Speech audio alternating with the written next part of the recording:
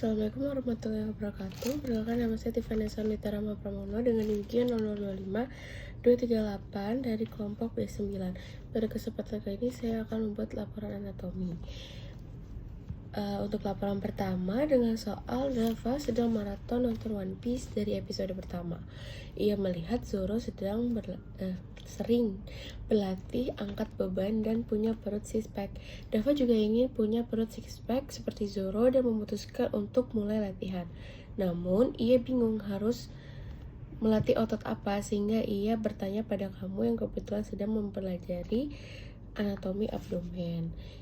Untuk soal pertama itu, jelaskan berbagai lapisan dari abdomen antara lateral dan posterior. Yang kedua, jelaskan mengenai sistem otot yang ada di abdomen. Yang ketiga, jelaskan mengenai organ retroperitoneal dan intraperitoneal.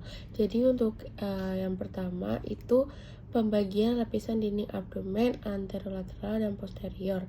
Yang pertama untuk anterolateral sendiri itu ada kulit. Yang kedua ada fascia superficialis, itu ada dua, ada fascia Camper baru fascia scarpa. Terus selanjutnya itu fascia profunda. Terus yang keempat ada musculus et aponeurosis.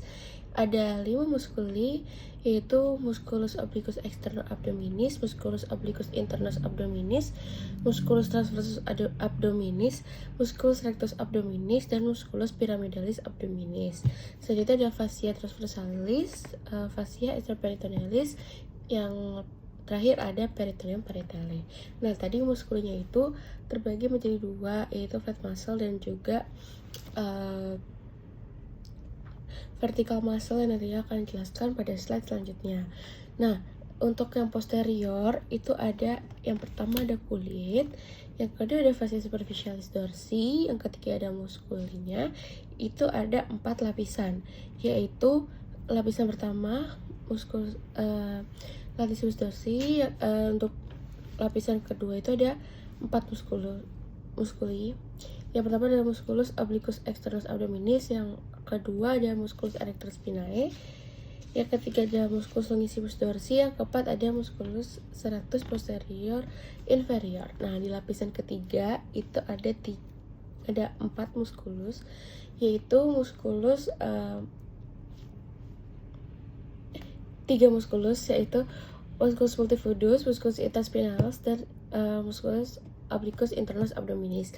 Selanjutnya pada lapisan keempat itu ada 3 muskul lagi, yaitu musculus quadratum lumborum, musculus ila psoas, sama musculus transversus abdominis.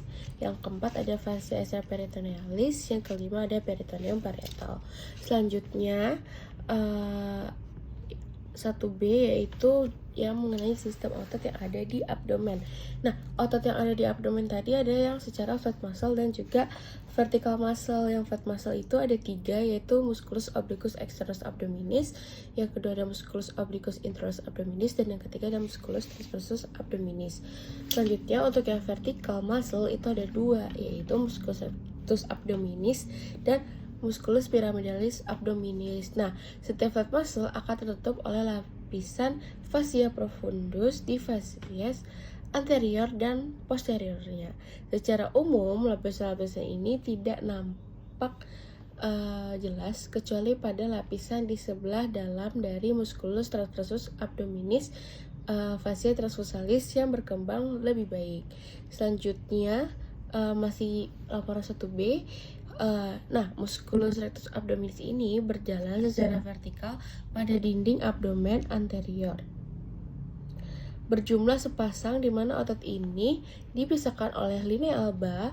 Musculus rectus abdominis dibagi menjadi segmen yang jelas, yaitu 3, yaitu intersection tendinae, struktur yang terbentuk 3-4 pita fibrosum transversum. Yang pertama terletak setinggi processus xiphoideus, yang kedua terletak setinggi umbilicus, yang ketiga terletak di antara keduanya. Otot ini dibentuk oleh vagina musculi recti abdominis yang merupakan sarung vagina pembungkus musculus rectus abdominis atau MRE. Nah, kalau untuk membentuk six pack seperti Zoro itu berarti yang dilatih adalah otot perut, terlebih muskuli rectus abdominis yang membentuk bentukan six pack-nya itu. Nah, selanjutnya ada musculus pyramidalis yang berbentuk triangular dan sangat kecil.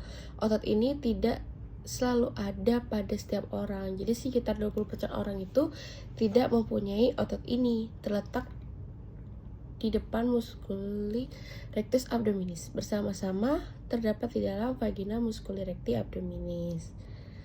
Nah, untuk laporan 1C yaitu organ intraperitoneal dan retroperitoneal. Nah, untuk organ intraperitoneal ada organ yang organ intraperitoneal itu adalah organ yang seluruh permukaannya dilapisi oleh peritoneum. Nah, berada pada kavitas peritonealis meliputi gaster, duodenum, pars superior, ileum, appendix claviformis, kolon transversum, kolon sigmoidea, cauda pankreas, lian, dan hepar. Untuk organ retroperitoneal itu berada di luar kavitas peritoneum, dilapisi peritoneum hanya di permukaan anteriornya saja, bukan pada seluruh permukaan seperti organ intraperitoneal. Nama organnya dapat disingkat dengan Sedgwicker. Nah, Sedgwicker itu apa aja? Sedgwicker itu ada yang pertama suprarenal gland, aorta, duodenum, kecuali pars superior. Terus pankreas, kecuali kaudanya karena kaudanya termasuk intraperitoneal. Terus ada ureter, kolon ascendens, descendens, kidney, esophagus, dan rectum.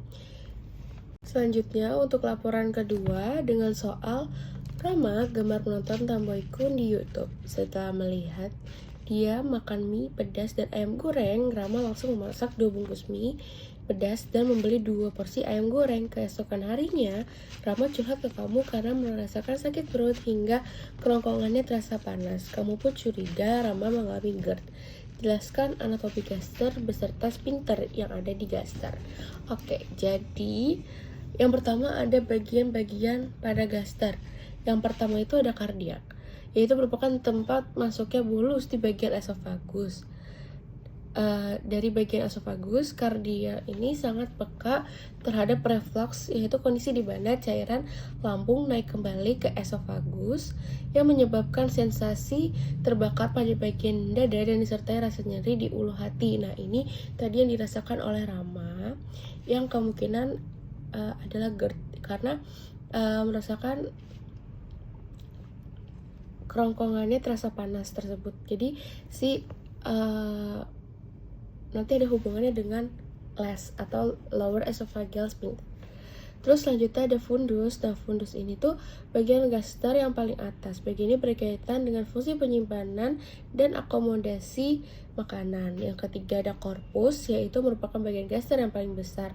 Bagian ini akan mensekresikan getah lambung seperti HCl dan sel parietal, pepsinogen oleh sel sif, dan mukus pelindung.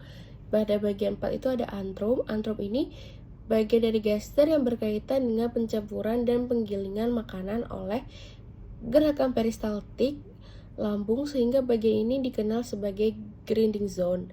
Antrum juga akan mengatur berapa banyak sim yang akan masuk menuju ke bagian duodenum. Selanjutnya ada pylorus. Nah, pylorus ini merupakan bagian paling akhir dari gaster sebelum menuju duodenum. Pylorus bekerja sebagai pengatur gerbang atau gate bagi sim yang akan masuk menuju ke duodenum agar tidak masuk terlalu cepat dan dapat dinetralisir terlebih dahulu oleh natrium bikarbonat yang berasal dari getah pankreas sebelum diarahkan ke duodenum. Nah, lapisan-lapisan pada gaster itu ada 4 lapisan, yaitu ada tunika mukosa, tunika submukosa, tunika muscularis, dan tunika serosa atau tunika adventitia. Nah, yang paling dalam itu ada tunika mukosa, sedangkan yang paling luar itu ada tunika serosa.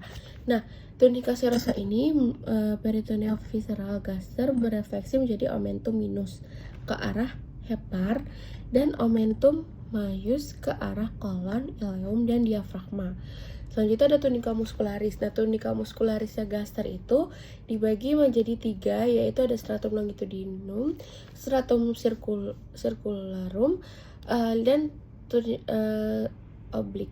stratum oblik. Nah, nantinya tuh pokoknya longitudinal paling luar pada regio pilarus menebal menjadi ligamentum piloricum. Nah, sedangkan stratum circularum itu pada daerah duodenopilaric ini bakal menjadi sangat tebal membentuk sphincter pylorus. Nah, buat stratum oblik itu pada daerah curvatura minor membentuk canalis gastricus Waldeyer. Nah, canalis ini menghubungkan pars kardiak dengan pylorus tanpa singgah ke rongga gaster. Ini terjadi secara reflektoris pada waktu minum saat ventrikulus kosong. Selanjutnya ada tunica submucosa dan tunica mucosa. Nah, selanjutnya ada sphincter pada gaster. Nah, sphincter pada gaster tuh ada dua. Tadi yang pertama adalah lower esophageal sphincter. Itu tadi yang pada bagian bawah esofagus yang menghubungkan ke arah gaster. Nah, ini tuh pokoknya pelekatan antara gaster dengan esofagus. Fungsinya adalah untuk mencegah refleks asam lambung naik ke esofagus. Nah, pada kejadian yang dialami Rama tadi itu berarti lesnya tidak menutup dengan sempurna, ya terjadi refleks ke arah esofagus, menaiknya asam lambung ke esofagus. Nah, kenapa dia terasa pada esofagus? Karena lapisan pada esofagus itu tidak seperti lapisan pada lambung. Selanjutnya ada pyloric sphincter. Nah, pyloric sphincter ini tuh untuk mengatur pengosongan chyme pada gaster menuju bagian duodenum. Nah, sphincter ini juga dapat menjaga agar chyme keluar secara perlahan untuk mencegah beban berlebih pada duodenum. Bagian ini merupakan komponen penting untuk mengontrol motilitas lambung atau gastric emptying dan sangat responsif terhadap hormon-hormon seperti sekretin dan kolesistokinin. Terus, bagian ini juga mendapat inervasi oleh saraf simpatis dari trang 5 sampai trang 9 atau celiac ganglion untuk meningkatkan kontraksi pylorus dan memperlambat gastric emptying. Terus selanjutnya parasimpatisnya ada nervus vagus untuk merelaksasi sphincter pylori dan meningkatkan gastric emptying dan merangsang sekresi getah empedu, HCl dan gastrit. Selanjutnya untuk vaskularisasi pada gaster. Jadi yang pertama ini ada dari arteri gastrica sinistra yang berasal dari trunkus coeliacus yang memvaskularisasi sepertiga inferior esophagus dari bagian kanan atas gaster. Selanjutnya ada arteri gastrica dextra berasal dari arteri hepatica communis. Nah, ini tuh memvaskularisasi bagian kanan bawah gaster. Selanjutnya ada arteri gastrica brevis berasal dari arteri lianalis untuk memvaskularisasi fundus gastricum. Selanjutnya ada arteri gastroomentales sinistra berasal dari arteri lianalis untuk memvaskularisasi sepanjang bagian atas curvatura mayor. Terus selanjutnya ada gastroomentales dextra berasal dari arteriae gastroduodenalis cabang dari arteri hepatica communis. Nah, ini tuh untuk memvaskularisasi gaster sepanjang bagian bawah curvatura mayor. Selanjutnya ada arteri gastrica posterior yang berasal dari arteri lianalis tapi tidak selalu ditemukan. Selanjutnya ada venanya. Untuk venanya itu dari vena gastrica dextra et sinistra bermuara langsung ke vena porta hepatis. Selanjutnya ada vena gastrica brevis dan gastroomentales sinistra yang bermuara ke vena lianalis. Selanjutnya ada vena gastroomentales dextra bermuara ke dalam vena mesenterica superior. Selanjutnya untuk inervasinya, inervasi dari gaster sendiri itu parasimpatisnya oleh nervus vagus dan simpatisnya oleh nervus palmicus majus. Nah, muskul sphincter pyloricus yang tadi ada di bawah itu yang ada di yang ada pada pylorus itu nantinya mendapat impuls inhibisi atau relaksasi dari nervus vagus. Selanjutnya untuk laporan ketiga. Laporan ketiga, Raka, seorang siswa kelas 11 merasa perutnya sakit sejak pagi. Awalnya rasa nyeri muncul di sekitar pusar dan hanya terasa seperti kram ringan. Namun beberapa jam kemudian nyeri tersebut berpindah ke bagian kanan bawah perut dan semakin tajam. Raka juga merasa mual, hilang nafsu makan, dan ketika teman sekelasnya menikah sedikit area tersebut, rasa sakitnya bertambah hebat. Jelaskan letak-letak appendix, letak yang paling umum, dan cara pengukuran beserta nama garis dan titik pengukurannya. Oke, pertama-tama untuk appendix sendiri. Appendix ini merupakan tonjolan buntu dari bagian apex cecum yang kaya akan jaringan limfoid. Nah, dasar dari appendix ini melekat pada permukaan posteromedial cecum di bawah junctura ileocecalis. Nah, panjangnya appendix vermiformis ini bervariasi dari 6-13 cm. Seluruhnya diliputi oleh peritoneum yang melekat pada lapisan bawah mesenterium intestinum tenue, melalui mesenteriumnya sendiri yang pendek dan dikenal sebagai mesoappendix atau mesenteriolum. Nah, mesoappendix ini berisi arteria, vena appendicularis, dan saraf-saraf. Selanjutnya untuk letak-letak appendix. Nah, letak-letak appendix ini dapat dilihat sendiri. Jadi appendix ini ada 5 letak-letak, yaitu ada yang pertama dari retrosecal, ada postileal, preileal, pelvic, dan subsecal. Nah, untuk bentuk yang paling umum sendiri adalah retrosecal. Nah, retrosecal ini terletak di belakang cecum mengarah ke atas, dan bentuk ini yang tadi sudah saya bilang yaitu merupakan bentuk paling umum. Nah, selanjutnya ada appendix postilealis, terletak lebih mengarah ke kiri di belakang ileum dan mesenterium. Selanjutnya appendix preilealis, terletak lebih mengarah ke kiri berada di depan ileum dan mesenterium. Terus selanjutnya ada appendix pelvicum yang mengarah ke bawah melewati psoas mayor dengan tujuannya melebihi atas panggul bawah. Terus selanjutnya yang terakhir itu ada appendix subsecalis, terletak descendens ke caudal. Nah, dapat diingat juga appendix bentuk-bentuknya seperti ini. Kalau yang retroseccal itu seperti jam 11, kalau postileal itu seperti jam 1 atau jam 2, kalau preileal itu juga sama, seperti jam 1 atau jam 2. Terus kalau pelvic itu seperti jam 5, kalau subseccal itu seperti jam 6. Ya. Oke, selanjutnya untuk pengukuran appendix. Pengukuran appendix dapat diukur dengan ada 2 jenis pengukuran. Yang pertama itu menurut garis Monro Picter. Nah, diukur dari sias dextra ke umbilicus pangkal appendix terletak sepertiga lateral garis Monro Picter yang disebut sebagai titik McBurney.